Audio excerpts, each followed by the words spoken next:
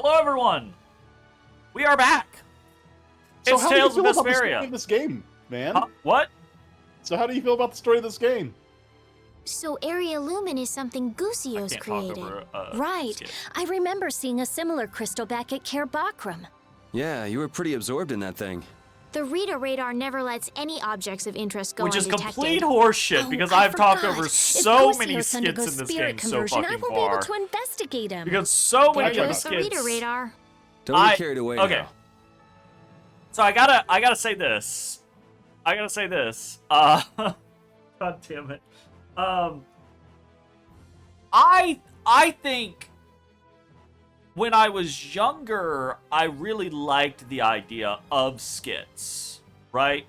Because they were these cool little like character moments and sometimes like lore, world building kind of like options spruced throughout Optional additional content. the story, right? Like it was stuff that you got to hear and listen to that, you know, it's the same type of scenario as like if you rolled up to someone in like a different game, it would be like you rolled up to someone in a town and started a conversation with them.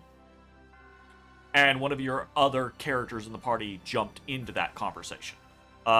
It's not necessarily like plot relevant to the story or anything like that. It's just like it's just additional spice.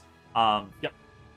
And skits were just oh, well, it's that, but it just happens while you're traversing around. You just press the button if you want to listen to the skit. And when I was younger, I was like, oh, that's kind of cool. The older I got and the more I played Tales games and things like that, the less enamored with skits overall that I became. Because there's just too many instances where, like, a skit fires and it's, like, kind of an awkward moment for that skit to fire, right? Or it just sounds kind of weird that we're talking about that now.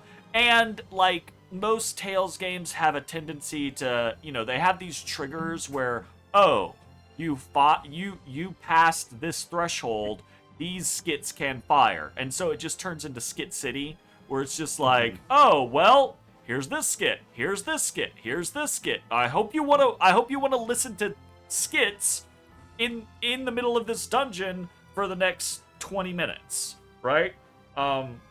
And so, like, I became less enamored over time with the concept of skits in Tales games, period, because Tales is one of the only games that does skits in the way that it does them, right? I think it is the only way, or only one.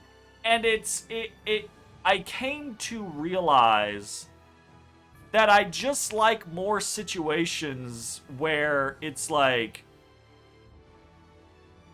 just do the thing where, oh, you paused while walking through the city and had a conversation with someone. Or, oh, you paused while walking through the dungeon and had a conversation with someone, right? Because then each of those conversations are always fitted into the moment that they are in, right? That is an individual trigger for that moment. It's not oh, you passed this threshold and now you've hit the trigger for 7 skits. Some of which may be super relevant to what has just happened, and others less relevant to what has just happened, right? And some are like, yeah, like tonally, like completely out of Absolutely. touch with what has just happened. And you know, sometimes it's just a matter of the situation. Like some skits in Tales are their own individual skits. Like the cooking skits, they fire once you hit a specific threshold on the whole cooking progress and everything like that. And if you had a different game that also had that kind of threshold, they would also fire in weird situations, because who knows when you're going to accomplish that cooking threshold. And that's fine. That's fair. There's nothing wrong with that, right? Mm-hmm. It's a thing to me that, like, I don't know. When I was a kid, I was like, skits are super cool and an interesting, fun way to do things, and I like them and love them, and they're great. And now when I'm older, I'm like, they're okay. A lot of the times. All of that was to say, I talked over a lot of Vesperia skits, because even for Tales games, the Vesperia skits, a lot of them are kind of meh.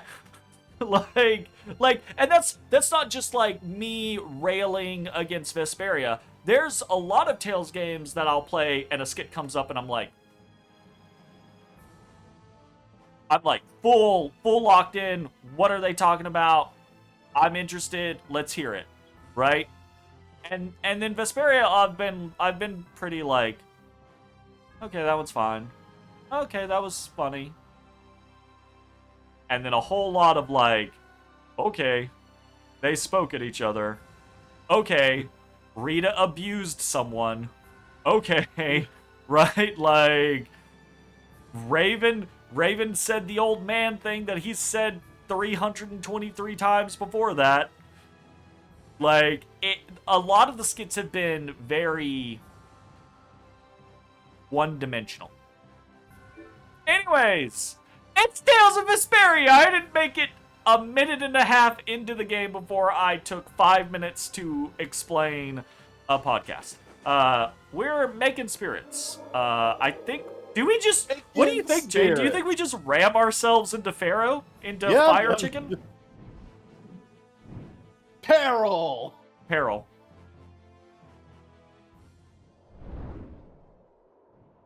How many lines do you think it'll take before he says insipid poison? I don't think he'll say insipid poison this time.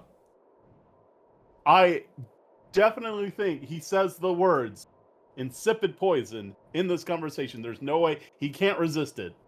I don't think so. I don't think he'll say insipid poison this time. Look, He's hurt.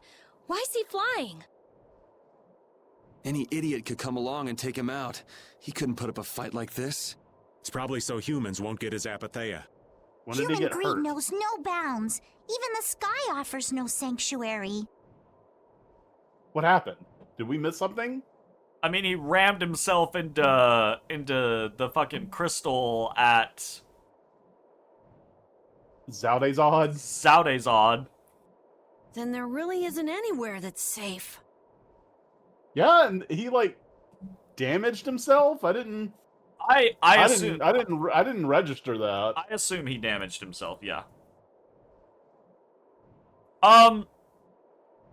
That's stupid. This is stupid. This is fucking stupid. I'm sorry. This is stupid. Right? This is fucking stupid. The statements that they're making right now are fucking stupid. We never knew Pharaoh existed before we came all the fuck the way out here into the goddamn desert. How many other fucking flying ships do we know of that people can use to chase Pharaoh down? Right? This is a planet. Even presuming that it's a small planet that somehow has the same gravitational force of Earth, right? Assuming that it is a small planet and therefore there is less landmass and therefore there are less locations for Pharaoh to hide. Pharaoh is the size of a house with no satellite coverage or capabilities, no fucking divination magic that we've seen of, no fucking roving bands of sky ships or what the fuck ever, or anything like that. As far as we know, we're the only people that have air superiority. The only fucking one, right? So this concept of there's nowhere safe for him to go, so he's just flying around. One, I don't think flying around would even be that dangerous to him. Two, he could literally just fly into a mountain range and hang the fuck out somewhere.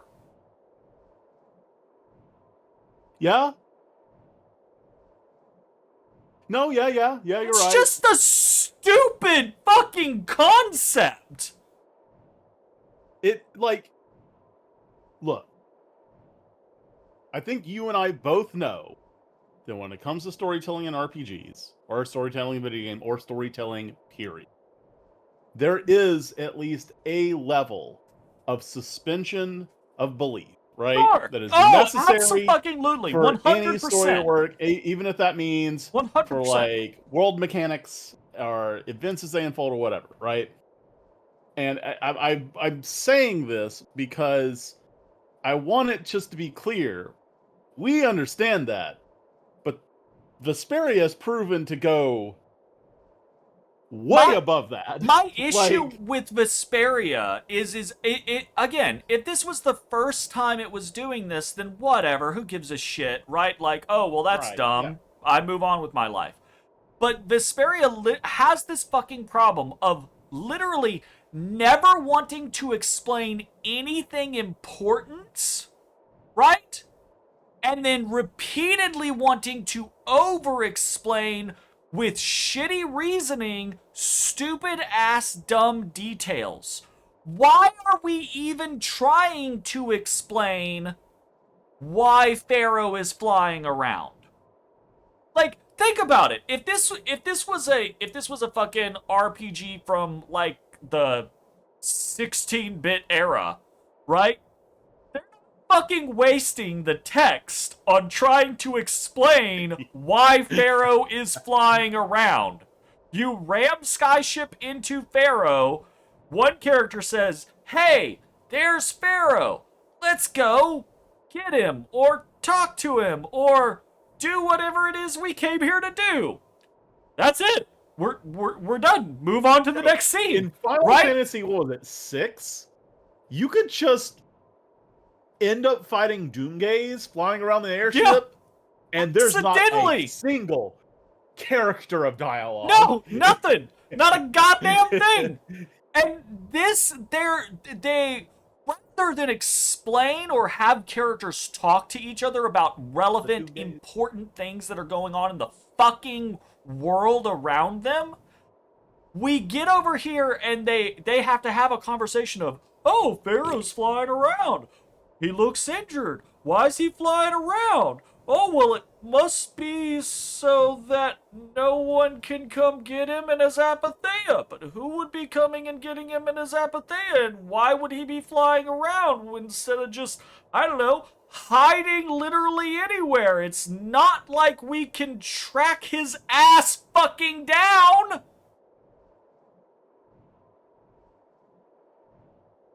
Yeah, no, you're right. And then why? Also, it's we said we were going to make progress today. We're so gonna make progress tonight. It's just another example of bad writing. It's the focus and emphasis on the wrong fucking things. Like, this isn't important. This doesn't it doesn't matter why Pharaoh is flying around. You know why Pharaoh is flying around? So the fucking player can find him.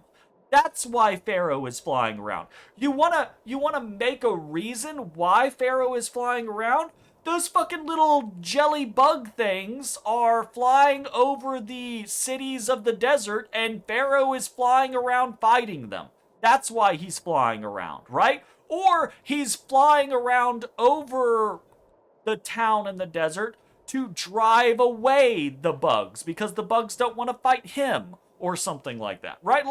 Like there's so many fucking legitimate reasons that you could come up with, but even if there is a legitimate reason, it doesn't matter. He's here because we as the players need to be able to find him to continue the fucking story, right? Like, it didn't need to be explained. It's an emphasis, it's a focus on something that is completely irrelevant and does not help the story or the world building or anything like that. And it's just indicative of the way that Vesperia is written and the scenes play out. Again, referencing the thing that you keep saying over and over again, right? Like the fucking scene developers not having any sort of like conversation or throughput to the fucking script writers. It's just like, I don't fucking know who is making executive decisions on any of this shit, but it's like 7 people are separated into 7 different rooms and none of them are allowed to talk to anybody. It really feels like that. Like it's so. I feel like if all these people are in the same room, there's no way that this would be the way the game presents itself. Like right?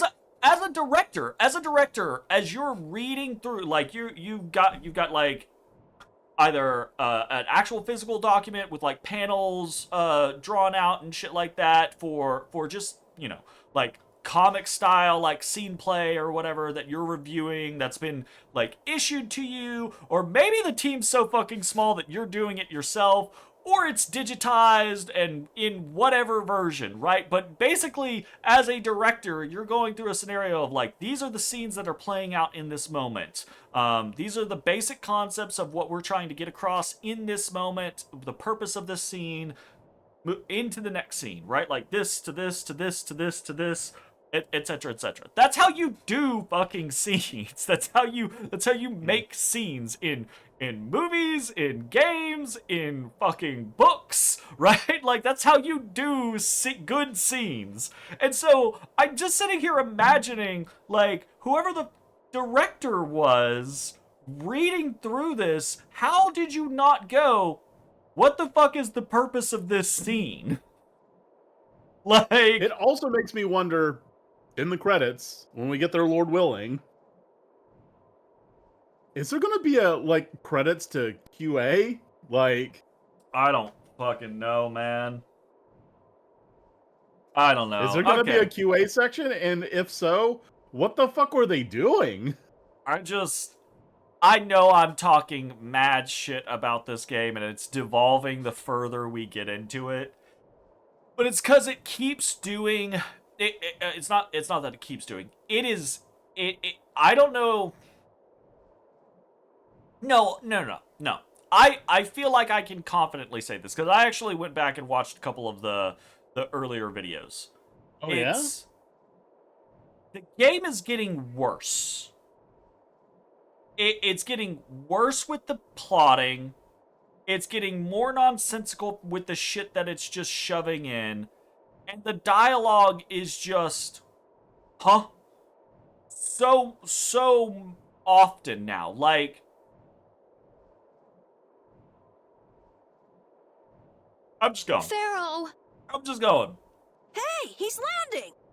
Why is he landing all of a sudden?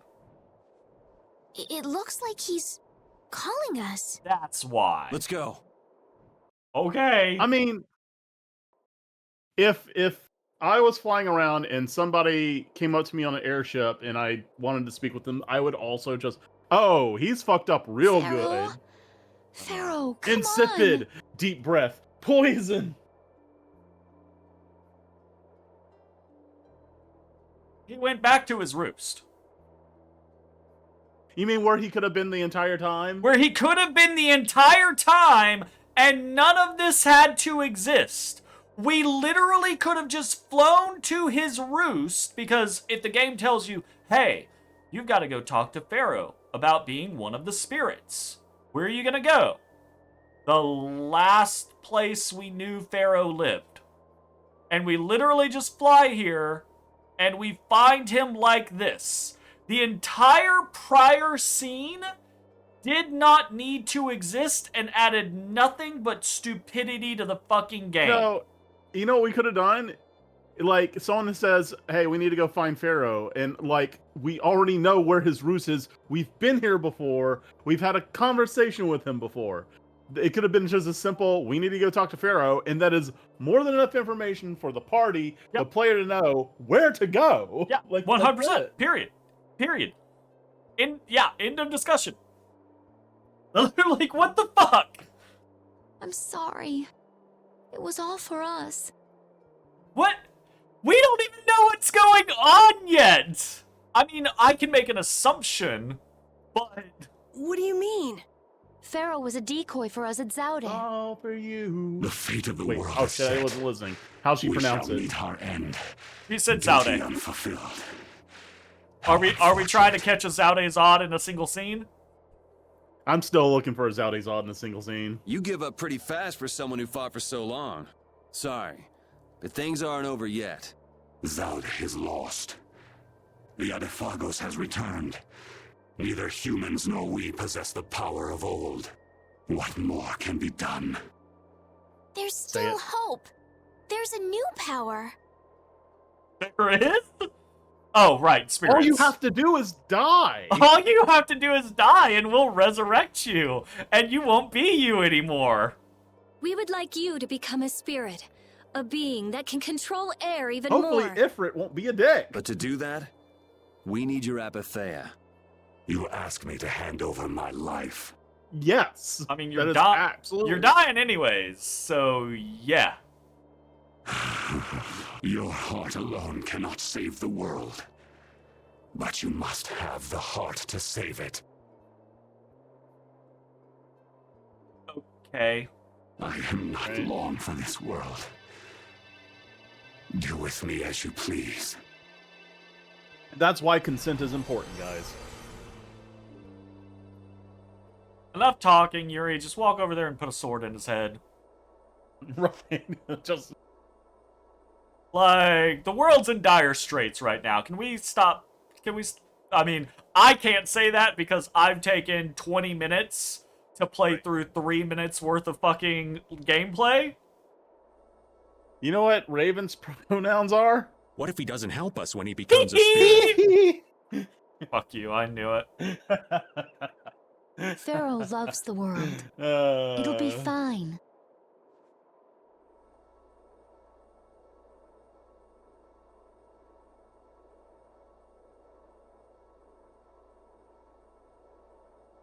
Shall we? But the air crane here is all dried up. If I follow the flow of the air back, I should be able to pull it from within the world. Also, How we're long have like... you been able to do that? Huh? How long has she been able to do that? Yeah, that's a good fucking question. So you're telling me that this process requires an air crane.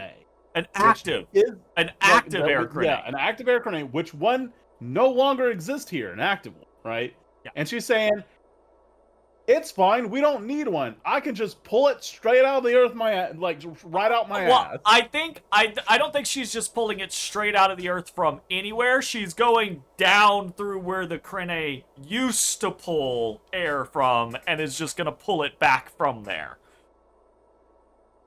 So I don't think we could just walk out in the middle of nowhere and do this. It still has to be an air crane. It just doesn't have to be an active one. But yeah, when the fuck did she achieve this? I don't fucking know. Also, why? Because there's literally an air crane right back past the desert town in the little cave. We know we've seen several. Yeah, we can I don't know easily why go to any one of them. this had to happen all of a Are you sudden. sure? Undine is telling me that. Oh, she's being told. Okay, Sure, fine, whatever. I don't care. At the end of the day, small price, small fish. Don't give a shit. Ifrit. That's an That's an Ifrit. He worked! kind of looks like a salamander. yeah. Yeah. I was gonna say newt, but yeah. Same Hot, hot! family, I guess, or Yeah. The spirit of fire. I feel unlimited power. he didn't say insipid poison at least. He didn't. I don't really It's like... been a long time, hasn't it, my leader? I congratulate you on your conversion. I don't really like that Ifrit design, honestly. Such consideration. Peleus? Maybe So like you an too have- axolotl. Yeah, He's kind of got something. he's kind of got the things. I don't. You know the Roman fucking laurels that like come out like that. Yeah. It's That's just, what that looks like, and I really don't like that on him. I mean, they usually don't come out that far. Yeah. I am now called Undine, the ruler of the waters. I have changed form. So I too require a new name. Do they recall their past at all? I mean, well, she greeted him as Pharaoh, and he knew her as Bellius, so yeah, I would assume so. I guess.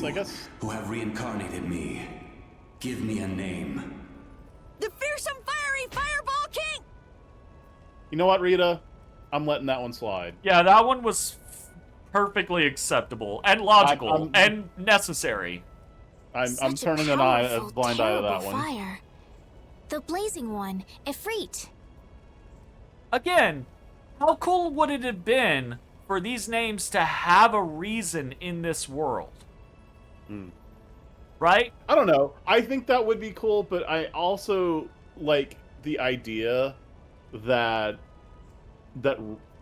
Estelle is literally coming up these from scratch, like just pulling shit out of her ass. Like, well, I mean, she's creating the lore that pretty much has existed in the entire franchise. But she's not. She's not creating any lore. It's like me creating lore is going, oh, hey, so, Jay, funny story today.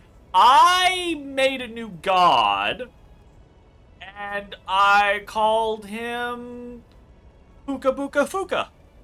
Uh-huh. Right. Here, when I said what I said, it was because it was, like, under the impression that, like, if there was a connected universe between the Tales games, right? Yeah. And, like, this, as if this were the first one, right? Yeah. But I can't do that. Oh, yeah. Because that's not the case. Yeah. Like, absolutely not. They are not connected. So this isn't the origin story of spirits in the Tales game. It's the origin story of spirits in this game only, right? In this game only, yes. But, like, yeah, absolutely. But I do still think, right, like, even though we know, right, that there aren't connection, like, it's not the same world across Tales games, these are the only connected kind of, like, concepts in Tales games.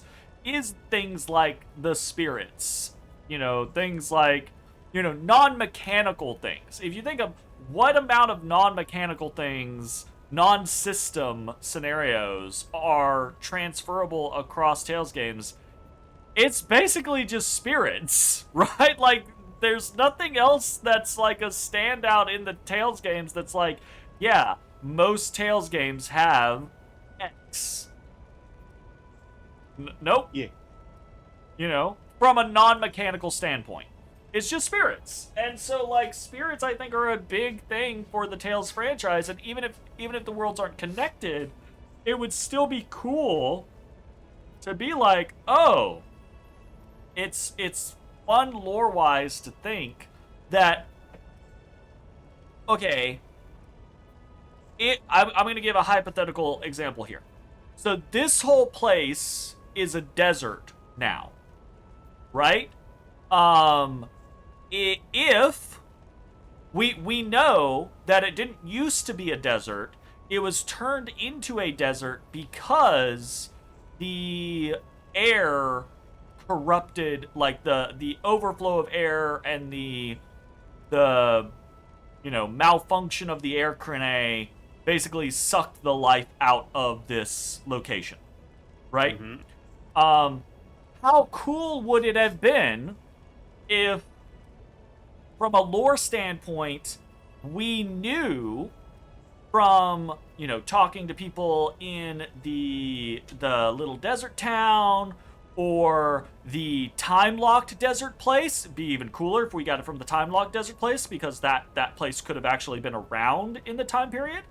And maybe like little bits and pieces through the actual story beats. But how cool would it have been if lore-wise we knew 800 years ago this area of the desert was a lush civilization, right? Like a full-on, like, fucking kingdom or imperial power or what have you, right?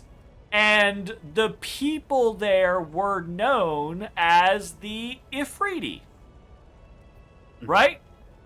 And that's where Estelle pulls the name from, because she remembers that little bit of thing that got, randomly lore dropped 20 hours ago, and she's like, well, this used to be the home of the Ifriti, so let's call you Ifrit, right?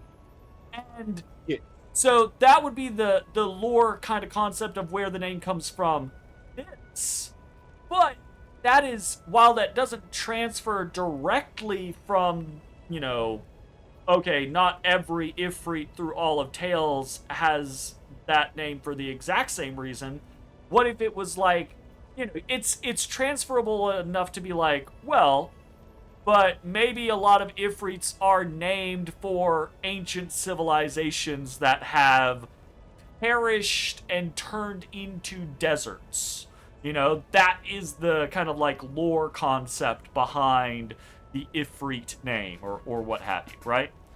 I don't know. It just seems like they could do more with the concept than Estelle just pulling a name out of her fucking ass. And we know what the name is gonna be because we've played Tales games before. But still, she has no reason to say Undine or Gnome or Ifrit. She has no reason at all. For all intents and purposes, to all of her buddies standing around her, she just made a word up on the fucking spot. With all three of these names. Correct. I am now connected strongly to the world, and all seems new again. Also, this new Pharaoh, I don't like this new Pharaoh's attitude. Even this wasteland is filled with power. Wonderful! Like, he seems like a bad guy. You know what? Still an improvement. I mean, maybe. Hey, he flew away! He just blasts off to go fuck around and find out, I guess. Where are you off to? Fear not. We are bound to you. Wherever you go, we are with you. The Interlakeia and the Child of the Full Moon bear spirits. What? Nature's providence is great indeed. You know what? In what other the fuck is all about They this? are so different before and after becoming spirits. Getting these guys became like a spell or a summon or a skill or something. There was a Any mechanical like representation, anything other than just random story blurb. They have totally different points of view. It's like, imagine Like they if a gifted fish us with became an a bird. item or something, like anything. Literally any sort of thing other than story blurb. This is better for them than being some sage, always worrying about the world. Or like Sheena in Symphonia would actually get summon spells for 100%. each of them. Absolutely. That was cool. Or like, we're up to our eyeballs in problems. what was Saving the world sure keeps a the- guy busy. Well, the problems we're dealing like with are a each lot one bigger than they used was to be. assigned to a character in Why is everybody looking at me? Berseria, I got right? something on my So face? they could Problems like armatize you, with Yuri. that one. A lot. Yeah. I hear that. Fate is definitely out to get you. Or Zestiria. After everything that's happened, Armatizes I'm starting to Zestiria. wonder myself. But hey, Did, I've done a did we pretty get good job anything of from getting us out of Zillia whatever mess when we we're got in, right? them? You gotta at least give me some credit there. Because they were just kind of See, around. for Yuri, the end of the world's just one more problem that needs solving. Maybe that attitude's what's I can't kept us seeing the remember. light at the end of the tunnel. Gotta love the power of positive thinking. I'm gonna be honest, I don't remember a lot about Zillia. I remember the characters, because to me, the game was extremely character driven, and I remember everything going on with fucking what's her face being what's his face, but then not actually being what's his face. Maxwell? Yeah. That was like the only real beat of the story to me. Truth liked be it. told. Like, it was a good beat. That was a good beat. That was a solid beat. Like, absolutely. As far as We're like lucky plot Pharaoh twist decided to goes, help I us think out. that might be He's a so little far extreme, the best but one there's in the no entire doubt he cares for this franchise. world, It just might like be. Judy said. Honestly, I've it been might be hard one on of him the in best the ones. past, but he has helped us out all this time. We must defeat the Autophagos and save the world for Pharaoh and his love of the world. Ah, no cheesy lines. Yeah, come on. Honestly, you two should learn to show your feelings.